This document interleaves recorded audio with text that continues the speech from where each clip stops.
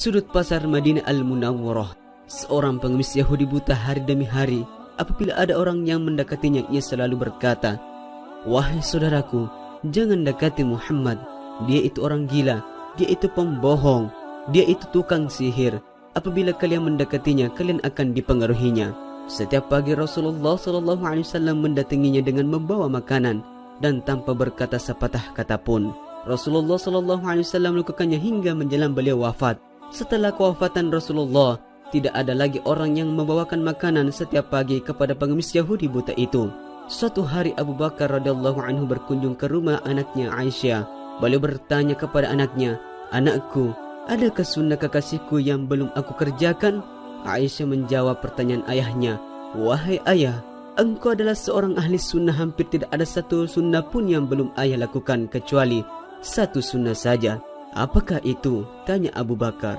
Setiap pagi Rasulullah SAW selalu pergi ke ujung pasar dengan membawakan makanan untuk seorang pengemis Yahudi buta yang berada di sana, kata Aisyah.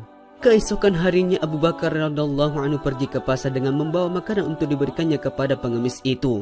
Abu Bakar radhiyallahu anhu mendatangi pengemis itu dan memberikan makanan itu kepadanya. Ketika Abu Bakar radhiyallahu anhu mulai menyuapinya, si pengemis marah sambil berteriak, "Siapakah kamu?" Abu Bakar radhiyallahu anhu menjawab, "Aku orang yang biasa." "Bukan, engkau bukan orang yang biasa mendatangiku. Apabila ia datang kepadaku, tidak susah tangan ini memegang dan tidak susah mulut untuk mengunyah. Orang yang biasa mendatangiku itu selalu menyuapiku, tapi terlebih dahulu dihaluskannya," jawab si pengemis buta itu. Abu Bakar radhiyallahu anhu tidak dapat menahan air matanya. Ia menangis sambil berkata kepada pengemis itu, "Aku memang bukan orang yang biasa datang padamu. Aku adalah salah seorang dari sahabatnya. Orang yang mulia itu telah tiada. Ia adalah Muhammad Rasulullah sallallahu alaihi wasallam."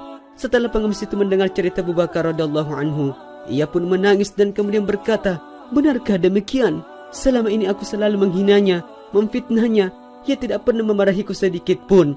Ia mendatangiku dengan membawa makanan setiap pagi. Ia begitu